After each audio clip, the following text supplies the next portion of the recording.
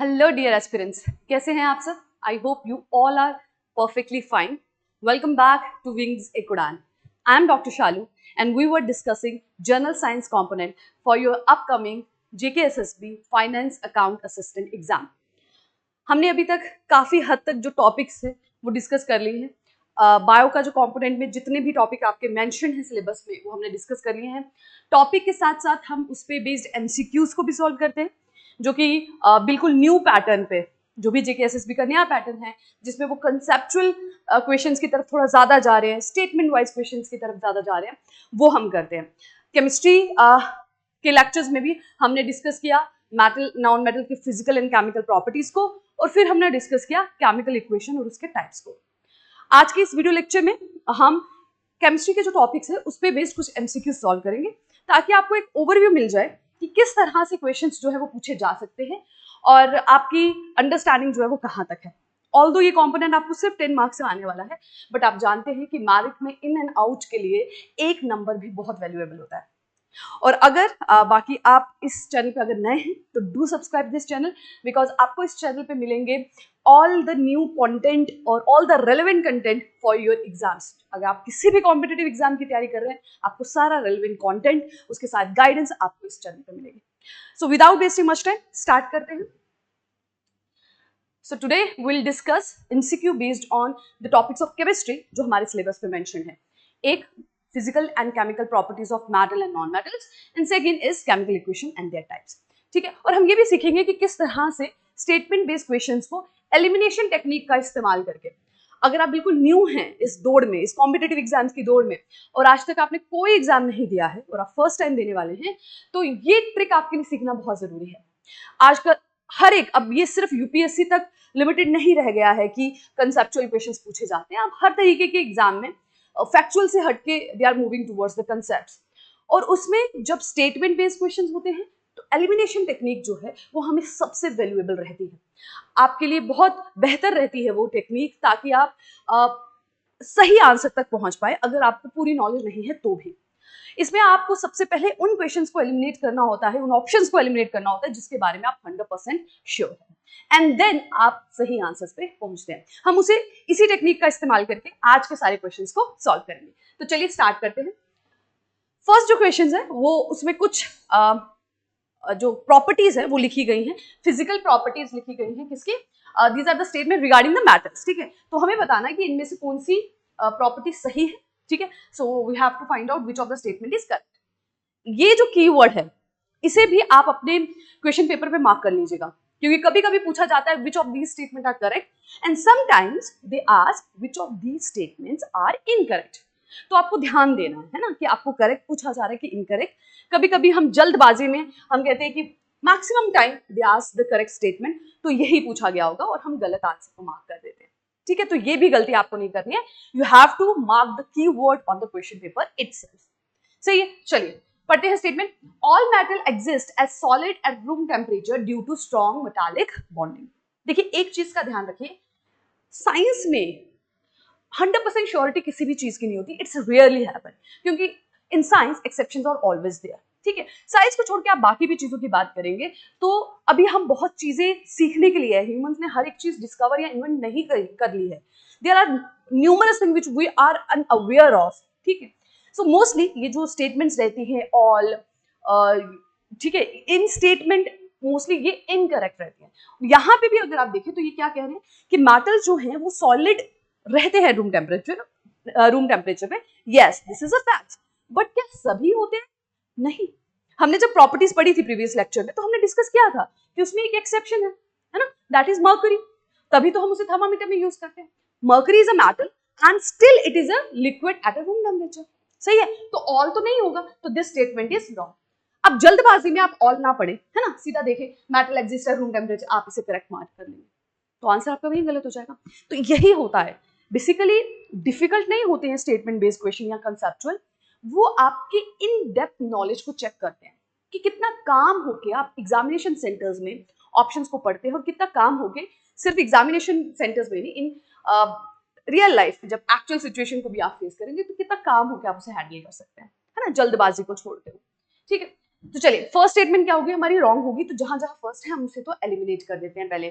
तो हमारे पास बच गए दो ऑप्शन, बी एंड सी। अब इसी में से होगा, अगर बाकी दो स्टेटमेंट आपको नहीं भी पता है then also there are 50% chance कि आप सही ऑप्शन को मार्क कर दे, क्योंकि दो आपने एलिमिनेट कर दिए। सही है, तो इस तरह से एलिमिनेशन टेक्निक जो है वो हेल्पफुल होती है। आगे बढ़ते हैं। Gallium and caesium have such low melting point that they can melt when held in a human hand. तो चलिए हो सकता है कि गैलियम और सीजियम के बारे में आपको नहीं मालूम हो, तो हम इसे लीव करते हैं। नेक्स्ट आते हैं, mercury is the only liquid matter, yes, and it is exceptionally excellent conductor of heat compare to copper.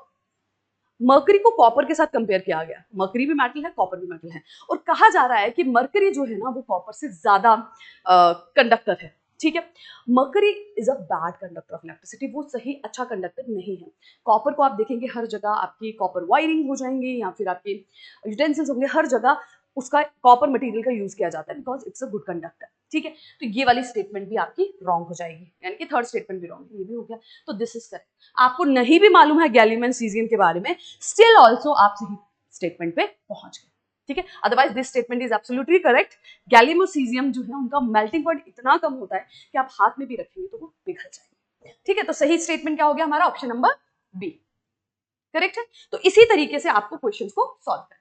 ठीक है, इसे पॉज करके आप इसकी एक्सप्लेनेशन रीड कर सकते हैं। चलिए बढ़ते हैं आगे। अब कुछ नॉन मेटल के बारे में स्टेटमेंट दी गई है, हमें बताना है। Iodine is a non metal, okay, they are saying iodine is a non metal but it exhibit a metallic luster। so हमने प्रॉपर्टीज में पढ़ा था मेटल्स जो होते हैं वो मोस्टली लस्टरस होते हैं, शाइनी होते हैं, नॉन मेटल नहीं होते, वो डल होते हैं। लेकिन एक एक्सेप्शन होती है नॉन मेटल्स की, दैट इज आयोडीन। तो दिस इज एब्सोल्युटली करेक्ट। तो 1-1 जहां पर है वो सही हो सकता है, ये एलिमिनेट कर देते हैं, या तो ये या तो ये। सही है, चलिए आइए। Graphite is an allotrope of carbon that conduct electricity because it has 3 valence electron bond and 1 free electron पर कार्बन एटम। ठीक है, ये एक्सप्लेनेशन दे रखी है कि क्यों नॉन मेटल तो mostly bad conductor of heat and electricity होते हैं, उसमें एक एक्सेप्शन है ग्रेफाइट का। और ग्रेफाइट क्यों है उसकी एक्सप्लेनेशन ये है। ठीक है, क्योंकि उसके जो वैलेंस इलेक्ट्रॉन जो है उसके पास 3 वैलेंस इलेक्ट्रॉन होते हैं, जिसकी वजह से वो एक अच्छा कंडक्टर साबित होता है। ठीक है, तो this statement is also correct. Next statement आ जाते हैं। So 1 and 2 correct. ठीक है, तो यहाँ पे 1 and 2 नहीं है, तो ये भी एलिमिनेट हो गया। A and D. Diamond is the hardest known natural substance, yes, yet it possesses a remarkably low melting point due to its non-metallic nature। नहीं मालूम है हमें कितना मेल्टिंग पॉइंट होता है उसका, बट आप स्टेटमेंट पढ़िए, कह रहे हैं कि डायमंड का जो है ना वो ठीक है, वो नॉन मेटल है, वो एक हार्डेस्ट सब्सटेंस है, ये भी हमें पता है, पर उसका मेल्टिंग पॉइंट बहुत लो है। अगर उसका मेल्टिंग पॉइंट लो होता तो वो ज्वेलरी में या इन तरीके के ऑर्नामेंट्स में वो किस तरह से यूज हो पाता, वो तो बहुत जल्दी मेल्ट हो जाता, उसकी स्टेबिलिटी ड्यूरेबिलिटी उतनी नहीं होती। तो दिस स्टेटमेंट इज रॉन्ग। ठीक है, अगर आप कॉमन सेंस भी इस्तेमाल करें तो दिस स्टेटमेंट इज रॉन्ग। ठीक है, ऑल्दो डायमंड का जो कार्बन का स्ट्रक्चर है जिसकी वजह से वो हार्डेस्ट है, उसी की वजह से उसका मेल्टिंग पॉइंट भी हाई होता है, लो नहीं होता है। ठीक है, तो दिस स्टेटमेंट इज रॉन्ग। तो हमारा सही आंसर हो जाएगा, ये 3 गलत है, 3 जहां पे है वो गलत हो गया, option number A is correct, 1 and 2। ठीक है, सो यहाँ पे आप देख सकते हैं diamond has an exceptionally high melting point above 350 degree Celsius. ठीक है, उससे ज्यादा होता है आपके डायमंड का मेल्टिंग पॉइंट। ठीक है, बहुत हाई मेल्टिंग पॉइंट होता है because of its structure. Next, consider the following statement regarding the reaction of metal with water. तो हमने उसकी रिएक्शंस पढ़ी थी, हमने केमिकल प्रॉपर्टीज भी डिस्कस किया था, तो वी हैव डिस्कस्ड कि how metal react with water, acids, air में किस तरह से रिएक्ट करते हैं, तो ये हमने डिस्कस किया। तो यहाँ पे आपको बता रहे हैं कि वाटर के साथ रिएक्शन में कुछ स्टेटमेंट्स दी हैं, आपको बतानी है कौन सी स्टेटमेंट सही। चलिए, sodium and potassium react violently with cold water and the reaction is so exothermic that the evolved hydrogen gas instantly catches fire। Absolutely correct। ठीक है, तभी सोडियम एंड पोटेशियम को जो है ओपन एयर में भी नहीं रखते, वाटर में भी नहीं रखते, because they are highly reactive. Then calcium react less violently with cold water. अब हमें नहीं पता कि वायलेंटली रिएक्ट करता है कि लेस वायलेंटली, इसे छोड़ते हैं, आगे आते हैं। And the metal starts floating, तैरने लग पड़ता है, because bubbles of oxygen gas stick to its surface. ठीक है, अच्छा ऑक्सीजन गैस बनता है, चलिए देखते हैं। कैल्शियम की रिएक्शन हो रही है वाटर के साथ, बन रहा है कैल्शियम हाइड्रोक्साइड, बाय प्रोडक्ट तो हाइड्रोजन बन रहा है, यहां पे तो ऑक्सीजन बन ही नहीं रहा, by product is hydrogen. Hydrogen gas की वजह से कैल्शियम जो है ऊपर फ्लोट करता है, तो this statement is absolutely incorrect. ठीक है, तो सेकंड जहां जहां है हम उसे एलिमिनेट कर देते हैं। हमारे पास 2 बच गए, 3 और 1 एंड 3। अब आपको नहीं भी पता, आप 3 ना भी पढ़िए तो भी आप सही मार्क कर सकते हैं, क्योंकि फर्स्ट स्टेटमेंट आपकी सही है ना, तो फर्स्ट सही है, तो आपका आंसर हो जाएगा ऑप्शन नंबर डी। ठीक है, फिर भी थर्ड स्टेटमेंट देखते हैं। Iron does not, okay okay okay okay okay, one more thing, हमने यहाँ पर अब वही मिस्टेक जो मैं आपको कह रही थी आपको नहीं करनी है वो मैंने कर दी थी। दैट इज यहाँ पूछा गया है विच ऑफ द स्टेटमेंट आज इनकरेक्ट। ठीक है, तो ये गलती आपको एग्जाम में नहीं करनी है, यहाँ पे इनकरेक्ट पूछा गया है। ठीक है, तो ये सही है, फर्स्ट वाली स्टेटमेंट नहीं हो सकती, जहां जहां फर्स्ट है ये भी आंसर नहीं हो सकता। ठीक है, ना फर्स्ट ए हो सकता है ना ही डी हो सकता है। नेक्स्ट आपकी इनकरेक्ट है, सेकंड जहां पे होगा, सेकंड वाली इनकरेक्ट है, तो सही आंसर हो जाएगा आपका ऑप्शन नंबर बी, है ना, क्योंकि सेकंड इनकरेक्ट है ना, सेकंड इज इनकरेक्ट, तो 2 तो होना ही चाहिए। हमारे पास ऑप्शन बच रहे 2 एंड 3 या 3 ओनली, तो 2 तो 100% हमें पता है कि इनकरेक्ट है, तो हमारा सही आंसर हो जाएगा ऑप्शन नंबर बी। थर्ड नहीं भी पढ़ेंगे तो ठीक है। अब देख लेते हैं थर्ड क्या है। Iron does not react with cold और hot water but reacts with steam. हाँ, आयरन जो है बहुत रेडली स्टीम से रिएक्ट करता है, ये बात सच है, हॉट एंड कोल्ड वाटर से नहीं। To form iron oxide Fe2O3, यहाँ पे थोड़ी सी मिस्टेक है, it's not Fe2O3, basically it is Fe3O4। ठीक है, तो इसका फॉर्मूला में थोड़ी सी मिस्टेक है, that's why this statement is incorrect. But अगर आपको ये स्टेटमेंट ना भी पता होती तो भी आप एलिमिनेशन टेक्निक का इस्तेमाल करके बहुत आसानी से सही आंसर तक पहुंच सकते हैं। ठीक है, और ये गलती आप नहीं करेंगे जो मैंने यहाँ पे की, दैट इज कीवर्ड्स को मिस नहीं करना। चलिए बढ़ते हैं आगे। Again there is explanation, you can read. Okay, read the statement regarding amphoteric oxide. तो एम्फोटेरिक ऑक्साइड्स क्या होते हैं? वो ऑक्साइड जो एसिडिक एंड बेसिक दोनों ही प्रॉपर्टी रिप्रेजेंट करते हैं। ठीक है, which are both acidic and basic, that is amphoteric oxide. So amphoteric oxides are metal oxide that show both acidic and basic behavior. Absolutely correct है। देख लेते हैं क्या पूछा है, करेक्ट ही पूछा है, तो ये स्टेटमेंट एकदम सही है। Zinc oxide and aluminium oxide are classic example of amphoteric oxide. So जब हम डिस्कस कर रहे थे केमिकल प्रॉपर्टीज को, मैंने आपको एग्जांपल बताई थी, ये दोनों क्लासिक एग्जांपल है एम्फोटेरिक ऑक्साइड की। ठीक है, zinc oxide and aluminium oxide, ये एसिडिक और बेसिक दोनों ही नेचर एग्जिबिट करते हैं। While aluminum oxide react with strong base like sodium hydroxide, it forms sodium aluminate and water. चलिए करके देख लेते हैं। Aluminum oxide Al2O3, it's an aluminum oxide का formula. It's react with sodium hydroxide NaOH। ठीक है, so it formed sodium aluminate NaAlO3 plus water। ठीक है, so this is what the reaction is and this is also correct। तो हमारी तीनों की तीनों स्टेटमेंट है, सही आंसर हो जाएगा option number D, 1, 2 and.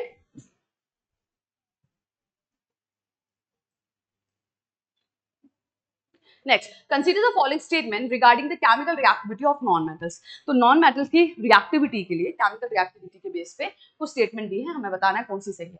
Non metal generally act as reducing agents. ठीक है, अब याद करिए क्या कहा था मैंने, जो रिड्यूसिंग एजेंट होते हैं, दूसरे को रिड्यूस कराते हैं, वो इटसेल्फ अंडरगो करते हैं ऑक्सीडेशन। और ऑक्सीडेशन का क्या मतलब होता है? ऑक्सीडेशन का मतलब होता है लॉस ऑफ इलेक्ट्रॉन। और नॉन मेटल क्या है? नॉन मेटल क्या है? Non metal are not losing electron, they are acceptor of electron, they are not losing electron। ये इलेक्ट्रॉन्स को लेते हैं, देते नहीं हैं, तो ये एक्चुअली रिडक्शन अंडरगो करते हैं। तो अगर ये रिडक्शन अंडरगो कर रहे हैं तो they are acting like a oxidising agent, opposite, है ना। तो ये स्टेटमेंट जो है, they are not generally act as reducing agent, they act as actually oxidizing agent. They do not donate electron but they receive electron. तो पहली statement तो हमारी गलत हो गई, पहली वाली एलिमिनेट कर देते हैं। ठीक, चलिए। Non-metal do not displace hydrogen gas from dilute acid because they cannot supply electron to hydrogen ion and reduce them to hydrogen gas। तो यहाँ एकदम सही हो गया, क्योंकि वो डोनेट नहीं कर सकते, they cannot supply, they can accept ना। नॉन मेटल जो होते हैं, they are acceptor of electron, वो एक्सेप्टर को वो लेते हैं इलेक्ट्रॉन। तो ये स्टेटमेंट हमारी एकदम सही है, सेकंड वाली। Third, nitrogen is a highly reactive non metal that readily catches fire when exposed to atmospheric moisture। So nitrogen gas आप जानते हैं कि चिप्स के पैकेट में, ताकि वो जो है उनकी शेल्फ लाइफ थोड़ी बढ़ा दी जाए, तो चिप्स के पैकेट को नाइट्रोजन गैसेस से भरा जाता है। अगर वो इतनी ज्यादा रिएक्टिव होती तो क्या वो इस तरह से यूज की जाती? नहीं, nitrogen gas is not highly reactive, तो this statement is absolutely incorrect. सही हो गई हमारी option number B, that is 2 only. ठीक है, सही आंसर हो जाएगा हमारा ऑप्शन नंबर बी, 2। ठीक है, so nitrogen is a highly inert, inert का क्या मतलब होता है? Which is not very reactive. ठीक है, तो it is highly inert at room temperature due to its strong triple bond, उसके एन एन एटम के बीच में बहुत स्ट्रॉन्ग बॉन्ड होता है, इसलिए वो इनर्ट होती है, रिएक्टिव नहीं होती। Next, analyse the statement, following statement about metal extraction and protection.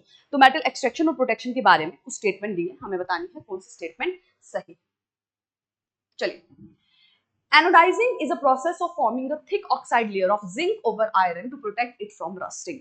No, it's not. Anodizing basically एक प्रोसेस होता है जिसमें एल्यूमिनियम के ऊपर एल्यूमिनियम की ऑक्साइड की लेयर ही बनाई जाती है, उसे एक्सपोज किया जाता है ताकि उसके ऊपर एक एल्यूमिनियम ऑक्साइड की लेयर बन जाए, ताकि बचा हुआ मेटल फर्दर ऑक्सीडेशन से बच जाए। So that is called as anodizing. तो ये एल्यूमिनियम में होता है, ठीक है, so it is not in zinc. Basically इस प्रोसेस को, जहां पे आयरन को रस्टिंग से बचाने के लिए जिंक की लेयर चढ़ाई जाती है, उसे बेसिकली गैल्वेनाइजेशन बोलते हैं, ना कि एनोडाइजेशन। ठीक है, तो करेक्ट स्टेटमेंट पूछा है, फर्स्ट हमारी रॉन्ग होगी, एलिमिनेट करेंगे, तो बाकी स्टेटमेंट ना भी पढ़े तो भी करेक्ट आंसर पे पहुंच जाते हैं। ठीक है, तो थर्ड तो मैंने आपको बता दिया, गैल्वेनाइजेशन ही कहते हैं। दूसरी भी हम पढ़ लेते हैं। In the thermite reaction iron oxide is reduced by aluminum powder in a highly exothermic reaction yielding molten iron। ठीक है, तो देखिए ये स्टेटमेंट हो सकता है आपको नहीं पता हो, इन डेप्थ केमिस्ट्री में हो, स्टिल एक स्टेटमेंट को पता करने की वजह से भी आप सही आंसर पर पहुंच सकते हैं। ठीक है, जरूरी नहीं है कि आपको तीनों स्टेटमेंट के, ऐसा नहीं है कि हमेशा ऐसा होगा, रियली इट विल लाइक कि आपको तीनों ही स्टेटमेंट के बारे में पता होना चाहिए, otherwise you can reach as a correct answer अगर आपको कुछ टॉपिक्स के बारे में कंसेप्चुअल क्लैरिटी है तो। ठीक है, तो जितना भी आप पढ़ें उससे बिल्कुल क्लैरिटी के साथ पढ़े, कंसेप्ट आपके पास बिल्कुल क्लियर होने चाहिए, you can crack the exam. ठीक है, तो सही आंसर हमारा हो गया ऑप्शन नंबर बी, 2 and 3। सही है, चलिए, एक्वा रेजिया, इस सोल्यूशन के बारे में स्टेटमेंट दी गई है। एक्वा रेजिया एक स्पेसिफिक सोल्यूशन होता है जो कि गोल्ड जैसे मेटल्स को पिघलाने के लिए यूज किया जाता है। ठीक है, चलिए, Aqua regia is a freshly prepared mixture of concentrated hydrochloric and concentrated nitric acid। एकदम सही है, HCl और HNO3 का मिक्सचर होता है एक्वा रेजिया। पर क्या 1:3 की रेशियो में होता है? मतलब 1 part HCl and 3 part HNO3? नहीं, इट इज इन 3:1 की ratio, 3 part HCl and 1 part HNO3। Next, it is highly corrosive fuming liquid capable of dissolving noble matter like gold and platinum। Exactly, एकदम सही है, तभी aqua regia का इस्तेमाल किया जाता है। हाईली नोबल मैटर्स जैसे गोल्ड और प्लेटिनियम हो गए, उनको डिसॉल्व करने के लिए इस पर्टिकुलर सोल्यूशन का यूज किया जाता है। नेक्स्ट है, neither concentrated HCl non concentrated nor concentrated HNO3 can dissolve gold individually. ये भी सही है, इन दोनों को मिक्स ही इसलिए किया जाता है क्योंकि ये मिलकर ही इन मैटर्स को डिसॉल्व कर सकते हैं। अगर ये इंडिविजुअल मैटर डिसॉल्व कर सकते तो हमें मिक्सचर की जरूरत नहीं पड़ती। तो थर्ड भी एकदम सही है, फर्स्ट इज रॉन्ग, फर्स्ट को एलिमिनेट करते हैं तो भी हम 2 पे पहुंच जाते हैं ऑप्शंस पे। So A is 2 only, C is 2 and 3 only. हमारा सही आंसर है option number C, 2 and 3 only. ठीक है, ओके।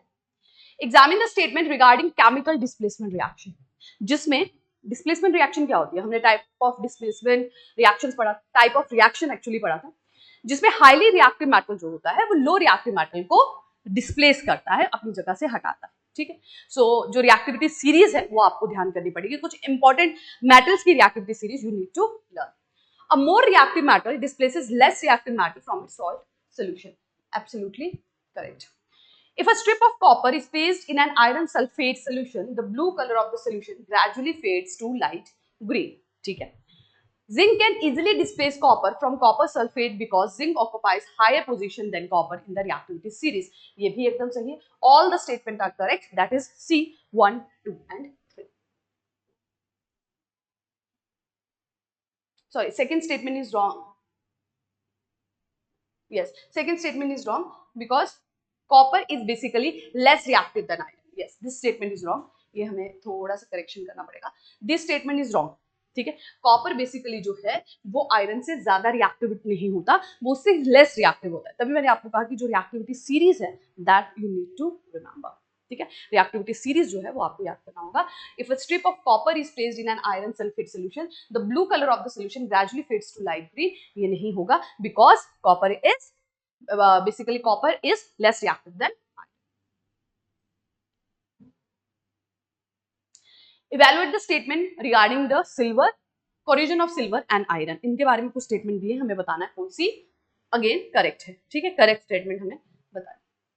चलिए, silver articles become black when expose to air, सही है। कुछ देर बाद हमारी जो सिल्वर की ज्वेलरी होती है वो टार्निश होना स्टार्ट हो जाती है, long time, because silver react with oxygen to form layer of silver oxide, नहीं, बेसिकली वो इन्वायरमेंट में एटमॉस्फेयर में प्रेजेंट सल्फर के साथ रिएक्ट करते हैं, ठीक है। It's not silver oxide but silver sulphide, तो ये स्टेटमेंट तो रॉन्ग हो गई, वन वाली आप एलिमिनेट कर दो। Rusting of iron is an oxidation reaction that require simultaneous process of both air and moisture. Iron की जो रस्टिंग है वो मॉइस्चर के प्रेजेंट में ज्यादा फास्ट होती है, उसे ऑक्सीजन भी चाहिए, उसे मॉइस्चर भी चाहिए, तो ये भी एकदम सही है। Galvanized iron rusts rapidly once the zinc layer is scratched or broken, exposing the underlying iron. तो क्या कह रहे हैं कि आपने एक आयरन को बचाने के लिए उसके ऊपर जिंक की लेयर चढ़ा दी, तो जब आप एक जगह से जिंक की लेयर को थोड़ा सा स्क्रैच ऑफ कर देंगे तो फिर अंडरलाइंग आयरन जो है वो जल्दी से आप एक तरह से कहें रस्ट करना शुरू कर देगा। ऐसा बिल्कुल भी नहीं है, ठीक है। अगर उसकी छोटी सी लेयर को स्क्रैच ऑफ कर भी दिया जाएगा, स्टिल जिंक जो है वो हाईली रिएक्टिव है, पहले जिंक ही रिएक्ट करेगा, आयरन को रस्ट नहीं लगेगा। तो ये स्टेटमेंट जो है वो इनकरेक्ट है, थर्ड वाली। तो सही आंसर हो जाएगा हमारा ऑप्शन नंबर बी, ठीक है। पहली भी गलत क्योंकि यहाँ पे सिल्वर ऑक्साइड नहीं सिल्वर सल्फाइड आएगा, सेकंड भी गलत क्योंकि किसी भी कंडीशन में जब तक सिल्वर जिंक की थोड़ी सी भी लेयर उस पर बची है तो आयरन रस्ट नहीं करेगा, आयरन रिएक्ट नहीं करेगा, जिंक ही रिएक्ट करेगा, ठीक है, because zinc is more reactive than iron. चलिए, consider the following statement regarding the nature of non metal oxides. So non metallic oxides के बारे में बताया गया है, हमें बतानी है कौन सी स्टेटमेंट सही। Non metallic oxide, all non metal oxide react with water to form acidic solution, ठीक है। हमने सॉल्ट सोल्यूशन पढ़ा था कि मेटल जो है वो बेसिक्स बनाते हैं, बेसिक सोल्यूशन बनाते हैं, जो भी वो सोल्यूशन बनाते हैं वाटर के साथ रिएक्ट करने के बाद, तो these are basic in nature, एंड जो नॉन मेटल बनाते हैं these are acidic in nature, ये हमने डिस्कस किया। बट यहाँ पे ये बोल रहे हैं ऑल, अगेन जो मैंने आपको पहले बताया कि साइंस में 100% surety is rare, so all, थोड़ा सा क्वेश्चन जो है आपके लिए हो जाएगा कि ये statement it may be right और it may not be right. Next statement देखिए, carbon monoxide, nitrous oxide and nitric oxide are non metal oxide that show neutral behaviour, यहीं से क्लियर हो गया। हमें कुछ एग्जांपल दी गई हैं ऑक्साइड्स की, ठीक है, और हमें बताया जा रहा है कि वो ऑक्साइड जो है वो न्यूट्रल है नेचर में, वो बेसिक या एसिडिक नहीं है, वो न्यूट्रल है। इसका मतलब ये ऑल नहीं हो सकता। कुछ नॉन मेटल के ऑक्साइड जो है या कुछ नॉन मेटल के हाइड्रोक्साइड जो हैं वो बेसिक नहीं होते नेचर में, they are neutral in nature, या वो एसिडिक नहीं होते, वो न्यूट्रल होते हैं, ठीक है। So this statement is wrong and this is correct. Sulphur dioxide gas turns acidified potassium dichromate paper from orange to green, this is correct, ठीक है, ये एब्सोल्युटली करेक्ट रिएक्शन है। तो हमें पूछना था विच इज करेक्ट, फर्स्ट वाली हम एलिमिनेट कर देते हैं, तो करेक्ट आ जाएगा ऑप्शन नंबर बी, 2 एंड 3, ठीक है। तो सारे नॉन मेटल ऑक्साइड या उनकी जो रिएक्शन होती है वाटर, वो एसिडिक नहीं बनाते, ठीक है, कुछ न्यूट्रल भी होते हैं, mostly they are acidic but some are neutral also, ठीक है। सो बिफोर मूविंग फर्दर, आप लोगों के लिए एक इन्फॉर्मेशन कि अगर आप जेकेपीएसआई एग्जाम की तैयारी कर रहे हैं या जेकेएसएसबी फाइनेंस अकाउंट असिस्टेंट की एग्जाम की तैयारी कर रहे हैं और टेस्ट सीरीज देना चाहते हैं, तो आप विंग्स एक उड़ान की जो ऐप है वहां जाके टेस्ट सीरीज को अवेल कर सकते हैं। ऐप का लिंक आपको डिस्क्रिप्शन बॉक्स में मिल जाएगा। आपको ऐप में सेक्शनल टेस्ट भी मिलेंगे और फुल लेंथ टेस्ट भी मिलेंगे, और ये जो टेस्ट है इन्हें जो नया पैटर्न है जेकेएसएसबी का उसी पे बेस जो है इसको बनाया गया है, बिल्कुल क्वेश्चंस को उसी हिसाब से अरेंज किया गया है, उसी हिसाब से फ्रेम किया गया है जो अब नया पैटर्न है, ताकि आपकी जो प्रैक्टिस है एनहांस हो, आपकी अंडरस्टैंडिंग थोड़ी और ज्यादा हो। तो अगर आप इनका अवेल करना चाहते हैं, इनकी मैक्सिमम यूटिलाइजेशन करना चाहते हैं, तो आप हमारी ऐप पे जाके इनको ले सकते हैं, इन दोनों ही टेस्ट सीरीज को। ऐप का लिंक आपको डिस्क्रिप्शन बॉक्स पे मिल जाएगा। चलिए बढ़ते हैं नेक्स्ट क्वेश्चन में। Consider the following statement regarding a balanced chemical equation. ठीक है, बैलेंस केमिकल इक्वेशन के बारे में कुछ स्टेटमेंट है, कौन सी सही है। अ chemical equation must be balanced, okay, chemical equation must be balanced to satisfy the law of conservation of mass. We state that mass can neither be created nor destroyed. तो जब हम इक्वेशन को balance करते हैं तो left hand side और right hand side पे number of element same होने चाहिए और नंबर ऑफ एटम सेम होना चाहिए। और ये बैलेंस क्यों किया जाता है? कंजर्वेशन ऑफ मास को लेकर। ये हमने डिस्कस किया था जब हमने लॉज पढ़े थे based on chemical equation. In a balanced chemical equation, the total number of atoms of each element remain the same before and after. ठीक है, तभी तो वो बैलेंसिंग होगी। जितने एक साइड पे एलिमेंट होंगे लेफ्ट हैंड साइड पे, उतने ही दूसरी साइड पे भी रखे जाएंगे। To balance a chemical equation we can alter the subscript with in the chemical formula of the reactant to product. अब देखिए, जैसे मैं आपको बताती हूँ, हाइड्रोजन और ऑक्सीजन का रिएक्शन होता है, सिंपल है ना, सिंपल लेते हैं, H2O फॉर्म करता है। ठीक है, अब देखिए हाइड्रोजन के दो एटम्स हैं, यहाँ पे भी हाइड्रोजन के दो एटम, यहाँ ऑक्सीजन के दो हैं, यहाँ पे कितना है? एक है। तो ये बैलेंस इक्वेशन नहीं हुई। बैलेंस करने के लिए हम इसको यहाँ पे दो लगा देंगे। ठीक है, कोफिशिएंट पे लगा दिया, पहले दो लगा दी। अब यहाँ पे हाइड्रोजन के चार हो गए, ऑक्सीजन के दो, ऑक्सीजन यहाँ पे दो ही है, हाइड्रोजन यहाँ पे दो है, तो इसको एक और लगा दिया, तो नाउ इट इज 4। सही है। सो नाउ हाइड्रोजन के दो, ऑक्सीजन के दो एंड यहाँ पे सॉरी हाइड्रोजन के चार, ऑक्सीजन के दो, यहाँ पे ऑक्सीजन के दो और हाइड्रोजन के चार, तो this is a balance equation होगी। तो वही यहाँ पे बताया गया है, जितने number of atoms left hand side पे है उतने ही राइट हैंड साइड पे, because it follow the conservation of mass की लॉ। थर्ड स्टेटमेंट कह रही है कि आपको इनको बैलेंस करने के लिए आप इनके सबस्क्रिप्ट को चेंज कर सकते हो। अगर अब मैं यहाँ पे O2 की जगह, ठीक है, यहाँ पर इसको मैं O3 कर दूं, इसका सबस्क्रिप्ट चेंज कर दूं, तो ये पूरा का पूरा एलिमेंट ही चेंज हो गया। ये ऑक्सीजन नहीं रहा, अब ये ओजोन बन गया, है ना। तो हम सबस्क्रिप्ट चेंज नहीं कर सकते, हम कोफिशिएंट चेंज कर सकते हैं, इसके आगे नंबर लगा सकते हैं, जैसे मैंने यहाँ पे लगाया। इसके आगे नंबर लगाने से, ऑक्सीजन के आगे 2 लगाने से वो हाइड्रोजन, वो ओजोन नहीं बन जाता, वो ऑक्सीजन ही रहता है, वो उसके नंबर ऑफ एटम बताता है। सही है। जैसे सपोज हमारे पास H2O है, वाटर है, वाटर को H2O बता दे, इसके आगे मैं 2 लगा दूंगी, still it will remain as a water. ये कोफिशिएंट हो गया। बट सपोज मैं इसको ये नहीं, मैं इसका सबस्क्रिप्ट चेंज कर देती हूँ, मैं यहां लगा देती हूँ, ये क्या बन गया? ये हाइड्रोजन पेरोक्साइड बन गया। मतलब पूरा का पूरा एलिमेंट चेंज हो गया, पूरा का पूरा कंपाउंड चेंज हो गया। तो हम सबस्क्रिप्ट चेंज नहीं कर सकते, हम कोफिशिएंट चेंज कर सकते हैं। Third is wrong. ठीक है, थर्ड को आप एलिमिनेट कर दो, थर्ड इज एब्सोल्युटली रॉन्ग। ठीक है, तो सही स्टेटमेंट क्या होगी? 1 and 2, ऑप्शन नंबर बी। ठीक है, yes, answer number B is correct. चलिए बढ़ते हैं आगे। Read the following statement regarding combination and decomposition reaction. A combination reaction involves 2 or more reactant combining to form a single product. दो जैसे hydrogen और oxygen मिलकर उन्होंने वाटर बनाया, कंबाइन हो गए, या कैल्शियम और ऑक्सीजन मिला और कैल्शियम ऑक्साइड बना लिया, तो दिस इज कॉम्बिनेशन रिएक्शन। ठीक है, दो या दो से ज्यादा रिएक्टेंट मिलते हैं और एक नया प्रोडक्ट बनाते हैं। डिकम्पोजिशन रिएक्शन क्या होती है? जो जनरली एक्सोथर्मिक होती हैं, क्योंकि energy is release when a single reactant break down into simpler product. Decomposition reaction, जैसे सपोज आपने CaCO3 कैल्शियम कार्बोनेट है ना, आगे हमें उसी की एग्जांपल दे रखी है, कैल्शियम कार्बोनेट है, इसको जब डिकम्पोज करते हैं तो कैल्शियम ऑक्साइड और कार्बन डाइऑक्साइड बनता है। ठीक है, अब ये कह रहे हैं कि ये एक एक्सोथर्मिक रिएक्शन है। नहीं, जब आपको एक कंपाउंड को ब्रेक करना पड़ता है उसके कॉन्स्टिट्यूएंट एजेंट्स में, तो उसे एनर्जी चाहिए होती है, वो रिलीज नहीं करता, it need. So basically it is not exothermic, it's basically endothermic reaction. तो ये स्टेटमेंट हमारी एकदम रॉन्ग हो जाएगी। 2 इज रॉन्ग, जहां जहां 2 है उसे एलिमिनेट कर दो, हम सही आंसर पे पहुंच जाते हैं, C 1 and 3। The thermal decomposition of calcium carbon, देखिए थर्मल डिकम्पोजिशन कह रहे हैं, मतलब एनर्जी की, हीट की जरूरत है। So thermal decomposition yields calcium oxide and carbon dioxide which is important reaction in the cement industry, जो मैंने आपको यहाँ पे दिखाया।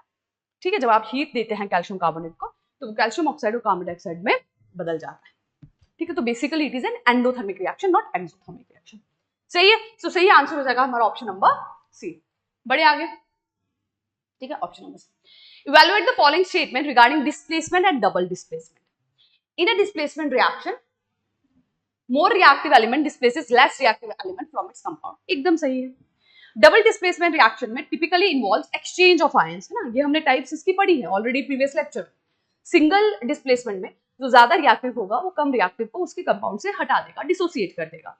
डबल डिस्प्लेसमेंट में दोनों एक दूसरे की जगह ले लेते हैं। Mixing clear solution of barium chloride and sodium sulphate result in a double displacement reaction and form a soluble precipitate of barium sulphate. इसकी एग्जांपल मैंने प्रेसिपिटेशन रिएक्शन में आपको बताई थी। टाइप ऑफ रिएक्शन जब हमने डिस्कस किया था तो उसमें मैंने आपको एक प्रेसिपिटेशन रिएक्शन बताई थी, ठीक है। और यही एग्जांपल लिया था कि जब बेरियम क्लोराइड है, it react with sodium sulphate, so ये बेरियम सल्फेट के जो प्रेसिपिटेट बनाता है, but that is not soluble. Basically ये इनसॉल्युबल होते हैं, इसीलिए ये सेटल डाउन हो जाते हैं, ये घुलते नहीं हैं, ये इनसॉल्युबल होते हैं। तो ये स्टेटमेंट इनकरेक्ट है, इट्स इनसॉल्युबल, ठीक है। थर्ड वाली जो है वो गलत है, तो हमारा सही आंसर हो जाएगा ऑप्शन नंबर बी 1 एंड 2, ठीक है। पॉज करके आप रीड कर सकते हैं। Okay, read the statement regarding redox process. Oxidation and reduction के बारे में दिया गया है। ऑक्सीडेशन इज डिफाइंड एज, हमने पढ़ा था ऑक्सीडेशन के बारे में, क्या पढ़ा था हमने? ऑक्सीडेशन जो होती है, ऑक्सीडेशन का मतलब होता है loss of electron and gain of oxygen and loss of hydrogen. क्या क्या है? Loss of electron, gain of hydrogen, sorry oxygen and loss of hydrogen, ठीक है, ये सब होता है। अब देखिए क्या लिखा है, oxidation is defined as gain of oxygen, gain of oxygen, absolutely correct. Loss of hydrogen, absolutely correct. और इसका उल्टा रिडक्शन में होता है, is the loss of oxygen and gain of hydrogen, ठीक है, ये एकदम सही स्टेटमेंट है। In the reaction copper oxide plus hydrogen, copper plus water is formed, hydrogen act as a reducing agent, ये हो गया हाइड्रोजन। अगर ये रेड्यूसिंग एजेंट की तरह एक्ट कर रहा है मतलब ये ऑक्सीडेशन अंडरगो कर रहा है, ऑक्सीडेशन अंडरगो कर रहा है मतलब कि ये ऑक्सीजन ले रहा है। देखिए यहाँ पे H2 है, यहाँ H2O हो गया, तो इसने ऑक्सीजन ले लिया, तो ये ऑक्सीडेशन अंडरगो किया, इसका मतलब दूसरे को इसने रेड्यूस कराया। Absolutely correct. A substance that oxidizes another substance while itself getting reduced is term as reducing agent. नहीं, वो खुद रेड्यूस हो रहा है, दूसरे को नहीं करा रहा। तो जो खुद रेड्यूस होता है और दूसरों को ऑक्सीडाइज कराता है वो बेसिकली ऑक्सीडाइजिंग एजेंट होता है, ठीक है, वो दूसरों को ऑक्सीडाइज करा रहा है, तो इट्स एन ऑक्सीडाइजिंग एजेंट। तो ये स्टेटमेंट गलत है। जैसे यहां पे हमने देखा कि हाइड्रोजन जो है ऑक्सीजन गेन कर रहा है, तो मतलब वो ऑक्सीडाइज हो रहा है, और जब वो ऑक्सीडाइज हो रहा है मतलब दूसरों को रिड्यूस करा रहा है, तो it is acting as a basically reducing agent. तो हमारी स्टेटमेंट थर्ड रॉन्ग है, सही आंसर हो जाएगा option number B 1 and 2। Analyze the following statement about daily life chemical phenomena. Okay. Corrosion of iron is purely physical change that is accelerated by the presence of salt in water. Corrosion of iron, क्या वो physical process है? नहीं, वो chemical process है। Iron oxide बनता है उसमें, वो chemical process है। Rancidity is the chemical oxidation of unsaturated fats and oil present in food material leading to an unpleasant smell and taste. Absolutely correct. वो जो oily food है कुछ समय बाद खराब हो जाते हैं, वो basically oxidation से होते हैं। इस तरह की केमिकल रिएक्शन उसमें होती है। To prevent rancidity, food manufacture flush packet of potato chips with an unreactive gas like nitrogen to displace oxygen, ये भी सही है, ठीक है। तो रेंसिडिटी ना हो क्योंकि चिप्स जो है वो फ्राइड है, ठीक है, सैचुरेटेड फैट से उसको फ्राई किया गया है, तो वो over a period of time oxygen के कॉन्टैक्ट में आके ऑक्सीडाइज ना हो जाए, खराब ना हो जाए, उसके लिए चिप्स के पैकेट्स को नाइट्रोजन गैस के साथ भरा जाता है, जो कि एक इनर्ट गैस है, ठीक है, नॉन रिएक्टिव। तो this is also correct. First statement हमारी रॉन्ग हो गई, option number B 2 and 3 is correct. Consider the following statement regarding physical variation in metals and non metals. While all metals are highly density solid, carbon is the form of diamond has a carbon in the form of diamond basically has a density higher than that of alkali metal like lithium and sodium. तो यहाँ आपको कुछ statement दी गई है exceptions के बारे में metal and non metal, ये एकदम सही है। जनरली नॉन मेटल हार्ड नहीं होते, लेकिन डायमंड जो है वो हार्डेस्ट है, ठीक है। Mercury has an exceptionally high electric resistance compare to silver making it a poor conductor of electricity, ये भी सही है। जनरली मेटल गुड कंडक्टर होते हैं, लेकिन मर्करी जो है वो bad conductor. Non metal generally have low tensile strength. Tensile strength का क्या मतलब होता है कि आप किसी मटेरियल को कितना खींच सकते हैं, कितना उसे स्ट्रेच कर सकते हैं without breaking, that is its tensile strength. तो नॉन मेटल्स की जनरली नहीं होती उतनी ज्यादा, बट कार्बन फाइबर्स की बहुत ज्यादा होती है। दैट्स वाई उसको आप देखेंगे बहुत सारी जगह पर इस्तेमाल किया जाता है, ठीक है। It's has a very high tensile strength comparable to और exceeding to that of steel. तो कार्बन फाइबर्स का आप देखते हैं बहुत जगह पे इस्तेमाल किया जाता है। तो ये स्टेटमेंट एकदम सही है। All the statement basically are correct. Option number D.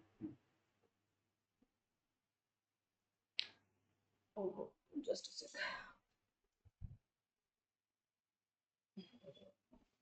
Okay, read the statement below regarding the photolytic and electrolytic decomposition reaction. तो decomposition reaction दी गई है आपको, इसके बारे में कुछ स्टेटमेंट्स दी गई हैं, आपको बताना है कौन सी स्टेटमेंट सही है। चलिए, photolytic decomposition is a chemical reaction driven by light.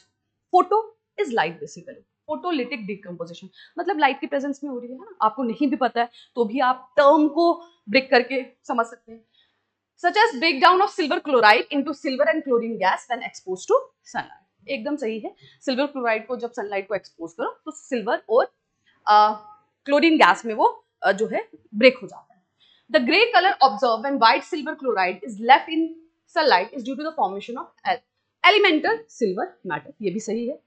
During the electrolysis of acidified water, water को जब इलेक्ट्रोलिसिस किया जाता है मतलब उसमें से इलेक्ट्रिसिटी पास की जाती है तो वो ब्रेक डाउन हो जाता है उसके components में। So it release oxygen gas and hydrogen gas because water is formed by oxygen and hydrogen. So oxygen जो है वो नेगेटिव इलेक्ट्रॉन में रिलीज होती है, देखिए, और क्योंकि उसके पास नेगेटिव चार्ज है। अब अगर आपको नहीं भी पता है कि ऑक्सीजन के पास नेगेटिव होता है कि नहीं, स्टेटमेंट में दे रखा है, और आप ये जानते हैं कि ऑपोजिट चार्जेस अट्रैक्ट, है ना, तो नेगेटिव नेगेटिव के पास जाएगा कि पॉजिटिव के पास जाएगा?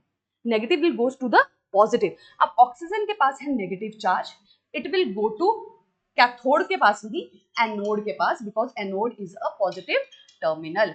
अब ये नेगेटिव चार्ज है तो ये पॉजिटिव के पास जाएगा, कैथोड पे नहीं एनोड पे इकट्ठा होगा। तो ये स्टेटमेंट एकदम इनकरेक्ट है, थर्ड रॉन्ग। सही आंसर हो जाएगा हमारा ऑप्शन नंबर बी, 1 and 2। ठीक है, option number B 1 and 2। Consider following statement regarding indicators and observation in redox reactions. तो रिडॉक्स रिएक्शन के बारे में कुछ स्टेटमेंट है, देखते हैं कौन सी है सही। When iron nails are dipped in a blue copper sulfate solution, a brown coating of copper is deposited on the iron nails. In the reaction, magnesium oxide plus hydrochloric acid, magnesium chloride plus water plus chlorine gases is released. Hydrochloric acid is oxidized to chlorine. ये है आपका hydrochloric acid, hydrogen को क्या कर रहा है, ये loose कर रहा है ना। So gain of oxygen and loss of hydrogen is oxidation. तो हाइड्रोक्लोरिक जो है वो क्लोरीन में ऑक्सीडाइज हो रहा है बेसिकली, इसमें क्या बोल रहा है, ऑक्सीडाइज। तो ये स्टेटमेंट हमारी सही होगी। इन द सेम रिएक्शन अब manganese dioxide act as a reducing agent. Manganese dioxide, oxygen को लॉस करना इज बेसिकली रिडक्शन। जब आप रिडक्शन अंडरगो करते हैं तो दूसरे को ऑक्सीडेशन कराते हैं, तो you are acting as a oxidising agent. सही है। तो यहाँ पे क्या लिखा हुआ है, रिड्यूसिंग एजेंट, तो ये तो इनकरेक्ट हो गया। तो थर्ड आपका इनकरेक्ट है, एलिमिनेट कर दो। Statement 1 is correct, A is correct, 1 and 2 सही है। So option number A is correct. Analyse the following statement about exothermic and endothermic chemical reaction. ठीक है, एक्सोथर्मिक मतलब जो हीट रिलीज कर रहे हैं, endothermic which is needing a heat. Respiration is considered as an exothermic reaction because glucose combined with oxygen in our body cell to release energy। एकदम सही है। The decomposition of vegetable matter into compost is an endothermic reaction। तो वो जो vegetable का waste होता है उसको जो माइक्रो ऑर्गेनिज्म डिकम्पोज करते हैं तो उन्हें हीट चाहिए नहीं, बेसिकली वो हीट रिलीज करते हैं। ये एंडोथर्मिक नहीं, ये एक्सोथर्मिक रिएक्शन होती है। ठीक है, ये डिकम्पोजिशन जो कंपोस्ट में होती है। ठीक है, जनरल डिकम्पोजिशन रिएक्शन जो है, जो आप केमिकल कंपाउंड्स की कर रहे हैं, वो एंडोथर्मिक है, लेकिन जो ऑर्गेनिक मैटर की हो रही है वो एक्सोथर्मिक है। स्लेकिंग ऑफ लाइम, ठीक है, कैल्शियम ऑक्साइड को जब आप वाटर से रिएक्ट करते हैं तो कैल्शियम हाइड्रोक्साइड बनता है, ये एकदम सही है। सेकंड को आप एलिमिनेट कर दें तो हम पहुंच जाते हैं सही आंसर पे, 1 and 3। ठीक है, तो एलिमिनेशन से आपको अगर एक के बारे में 100% श्योरिटी है, you can reach at a correct answer.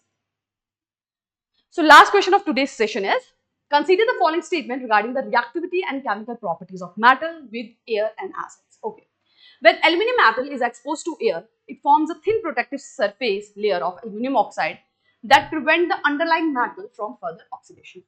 तो इसी को एनोडाइजिंग कहते हैं कि एल्युमिनियम को जब एक्सपोज करते हैं ऑक्सीजन की ओर तो एक लेयर बन जाती है एल्युमिनियम ऑक्साइड की जो फर्दर ऑक्सीडेशन प्रिवेंट करती है. This is absolutely correct. Copper react with concentrated nitric oxide to liberate a dense reddish. अब 1 वाला हम पहले मार्क कर लेते हैं. ठीक है. Okay. Dense reddish brown gas called nitrogen dioxide instead of hydrogen gas. This is also correct. Sodium metal is so reactive that it reacts rapidly with carbon dioxide at room temperature to form sodium carbonate. This is not correct. Sodium बहुत reactive होता है लेकिन वो carbon dioxide के साथ react नहीं करता है. इवन आप देखेंगे कि जो फायर एक्सटिंग्विशर्स होते हैं कार्बन डाइऑक्साइड के साथ जो सोडियम है वो भी यूज किया जाता है. ठीक है. So this is not correct. Carbon dioxide के साथ सोडियम जो है बहुत जल्दी से रिएक्ट नहीं करता है.